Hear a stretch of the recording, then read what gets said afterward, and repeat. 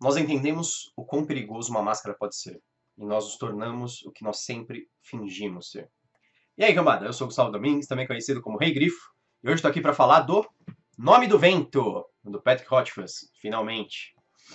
Nome do Vento, ele é o primeiro livro das Crônicas do Matador do Rei, que foi planejado para ser uma trilogia, por enquanto só saíram 2 livros, que é o Nome do Vento e o Temor do Sábio, e tá num atraso eterno aí pro terceiro livro, que é o Doors of Stone, eu não sei como vai ser traduzido em português, mas ele tá tão atrasado quanto George Martin está no Crônicas de Gelo e Fogo. O Nome do Vento ele foi escrito originalmente em 2007, e ele saiu aqui no Brasil em 2009. Super rápido, se você for pensar, né? Em geral, os livros demoram muito tempo para sair.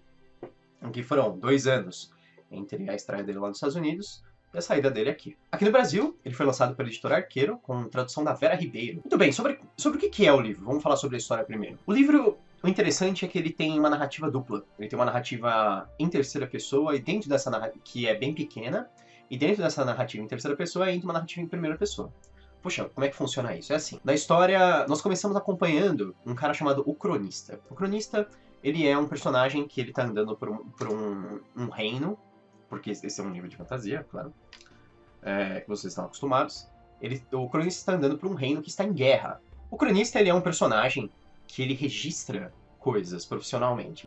Então ele tem esse nome da profissão dele, que é uma coisa bem reminiscente de, sei lá, romances de cavalaria, talvez, que só o personagem principal tinha nome e os outros personagens só tinham os nomes das funções, como a bruxa, a donzela. O cronista, ele tá viajando por um reino destruído pela guerra, e ele é salvo de um ataque de umas criaturas bizarras por um cara que é um taverneiro.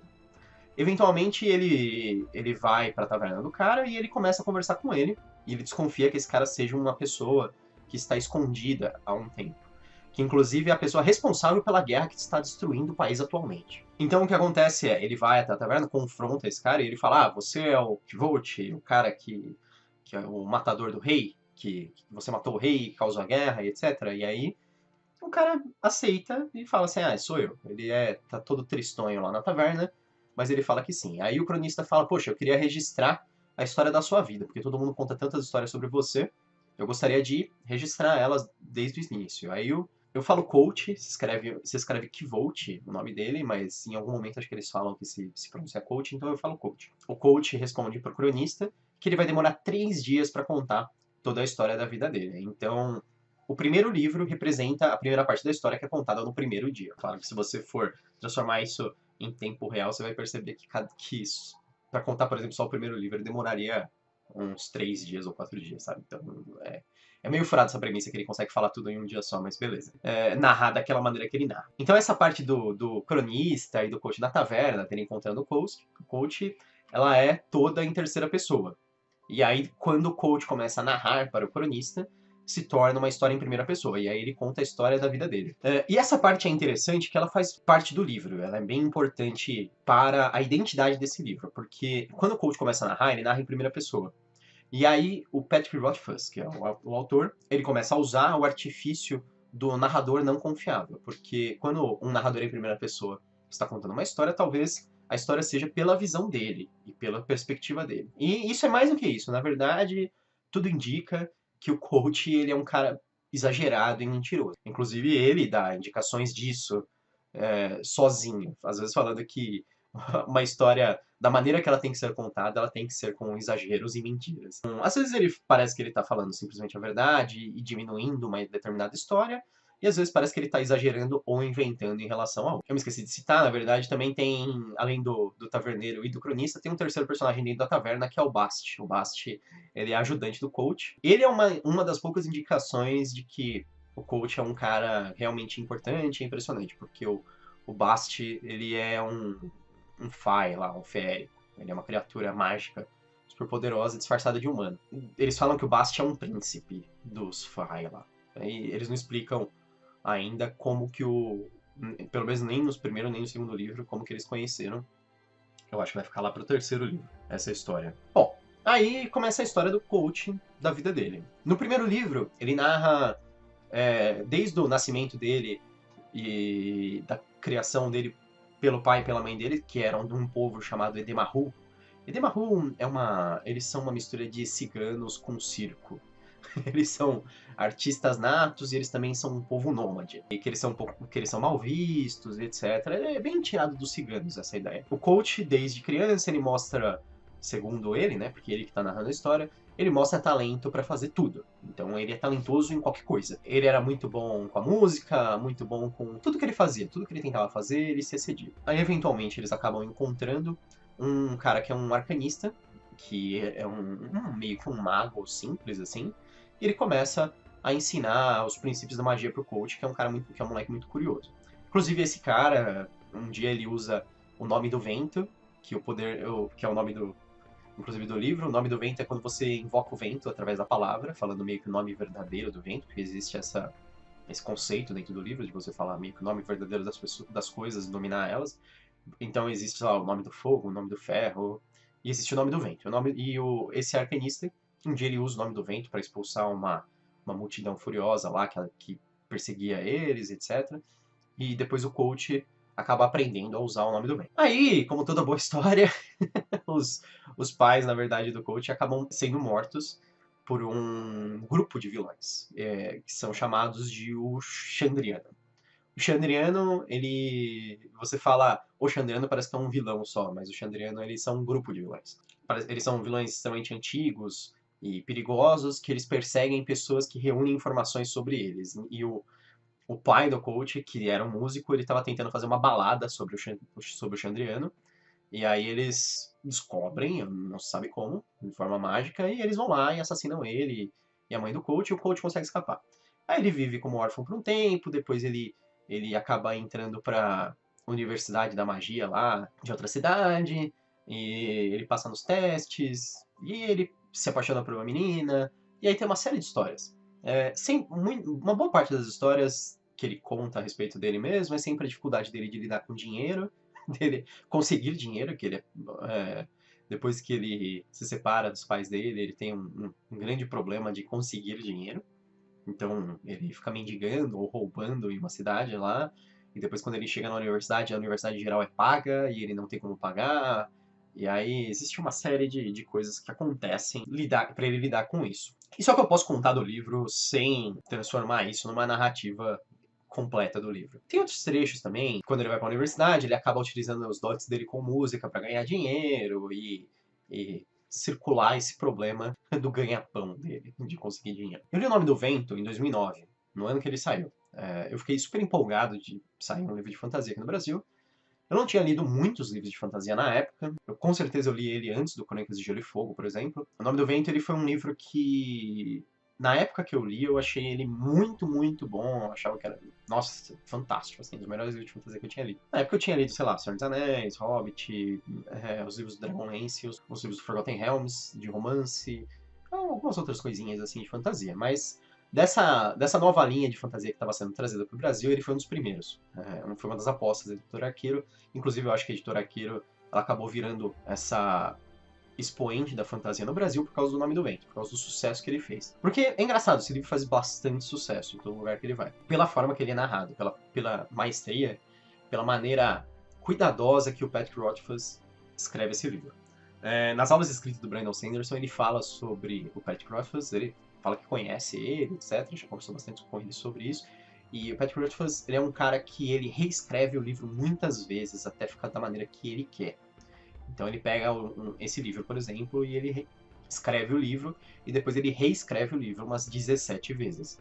Então, assim, efetivamente, é quase como se você tivesse escrito 17 livros diferentes. Porque ele muda muito a maneira que ele é escrito. O Patrick Rothfuss, ele faz isso porque ele quer criar aquela cadência, aquele liricismo ao longo do livro. Então, eu diria que o livro, ele não tem uma história tão absurdamente bem feita, assim, bem detalhada. Até porque o Coates está deturpando bastante a própria história, na verdade, né? Talvez a história dele não seja tão interessante assim, né? Ou talvez aconteceram muito menos coisas interessantes com ele e ele está aumentando uma boa parte da história. Mas o cerne da história ainda vai ser o cerne de uma história de vingança. Os pais dele foram mortos e ele acaba indo para a universidade para pesquisar sobre o Chandriano, que são esses inimigos. Isso acaba se estendendo para o segundo livro também, mas eu não vou me adiantar em relação a isso. O que eu acho o problema desse livro é que ele é um triunfo da forma sobre o conteúdo. A forma que a história é contada é muito melhor do que o conteúdo da história. Você está falando de uma história básica, de um mundo com uma construção, assim, média. Se você comparar com a maior parte dos livros de fantasia moderna, talvez ele esteja abaixo da média, a construção do mundo. Ele se baseia mais na história dos personagens, na história, quer dizer, dos personagens eu tô sendo gentil, né? Ele se baseia na história do coach.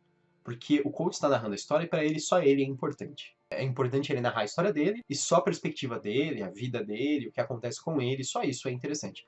Tanto que muita gente sempre fala, por exemplo, de personagens como o Elodin, que parecem muito mais interessantes, que ele é um professor da universidade, que foi o mais jovem professor da universidade, ele é um cara que acaba meio que adotando o coach.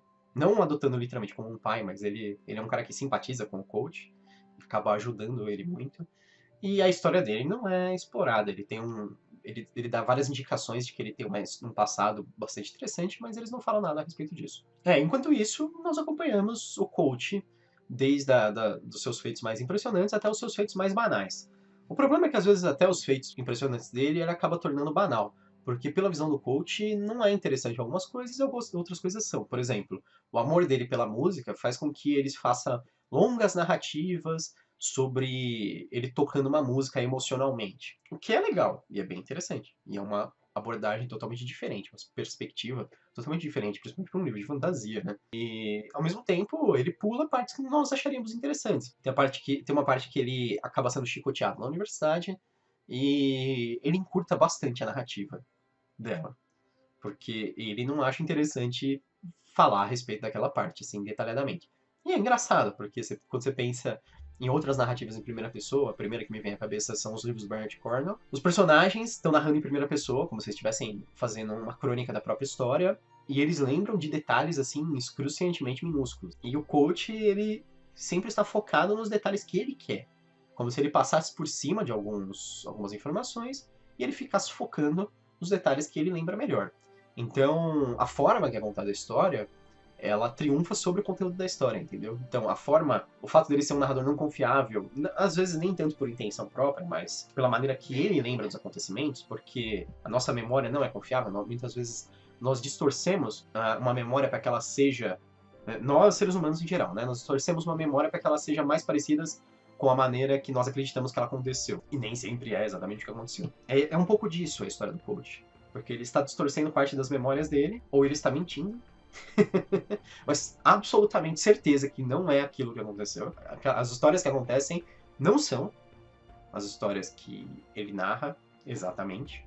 Elas podem ter aquele fundo de verdade, mas com certeza ele está exagerando muito ou mentindo a respeito de muitas coisas. E todas essas coisas acabam se unindo para que a gente, na verdade, tenha aquela meta-história, né? Que é uma história dentro da história que não é necessariamente o que está acontecendo. Mas é engraçado, eu acho, apesar de eu achar muito legal a forma que ele conta, eu não gosto muito da história do coach. Eu gosto mais da história que acontece por fora. Tipo, o cronista é um personagem muito mais interessante. E na verdade eu gostaria até de ler os livros mais recentes para entender mais a respeito dele, se vai ter algum momento que ele vai desafiar as palavras do coach, porque ele tá ouvindo quieto e anotando enlouquecidamente, porque ele tá praticamente psicografando lá o que o coach fala. O coach vai falando e ele vai escrevendo que nem um maníaco, segundo a história. O Nome do Vento é um livro que vale a pena? Sim, absolutamente. Inclusive, eu acho o primeiro livro melhor do que o segundo. O segundo, ele vai seguir muito a fórmula do primeiro livro. No primeiro livro vai ser mais inovador, mais interessante a história. É uma maneira super diferente de contar uma história, é muito válida. Eu acho que as pessoas fazem um exagero da importância desse livro, ou... Sabe, já houveram outros livros que fizeram histórias parecidas, nem tanto na fantasia. Na verdade, ele está trazendo uma coisa, assim, razoavelmente inovadora para a fantasia. Apesar de que já houveram alguns livros da fantasia já que fizeram isso, mas eles não se tornaram tão famosos, né? Esse livro, ele acabou explodindo. Ele é um livro bem legal, eu gosto dele por causa dessa perspectiva diferente, pelas coisas novas que ele traz pro mundo da fantasia, na verdade, né? É um livro que vale a pena? Com certeza. Eu acho que para fãs de fantasia, ele é obrigatório na sua biblioteca de fantasia. E eu gostaria de ver o terceiro livro, na verdade, porque eu acho que tem muitas opiniões minhas que eu só vou conseguir concluir, tecer com o terceiro livro. A história, ela parece muito fechada, muito interdependente das coisas que vão acontecer no terceiro livro, porque existem narrativas que são remetentes a coisas que vão acontecer ainda no futuro. Então, quando fechar essa história, Se fechar no terceiro, se não tiver mais livros depois até, tenho interesse de saber como foi o arco completo, né? Esse metaplot dos 3 livros, porque a gente tá assistindo só a primeira parte, só o primeiro dia, porque ele depois tem mais 2 dias para narrar a história pro cronista. Essa foi a minha dica de hoje, Nome do Vento, um livro muito divertido de ler, ele é muito, muito divertido de ler mesmo. Na verdade, acho que por isso que as pessoas acham que a história é sensacional, porque elas se divertem. Ele é um livro que você aproveita muito bem enquanto você lê. A história é interessante, mas não é nada muito inovador. É mais inovador a forma que ela é contada e a forma que você se diverte enquanto você lê, né? Mas no fim das contas, se livros de fantasia são entretenimento, ele é um dos que melhor cumprem essa função. Se você gostou do vídeo, curte, se inscreve no canal. Eu sou o Gustavo Domingues e bem-vindo ao Canavial.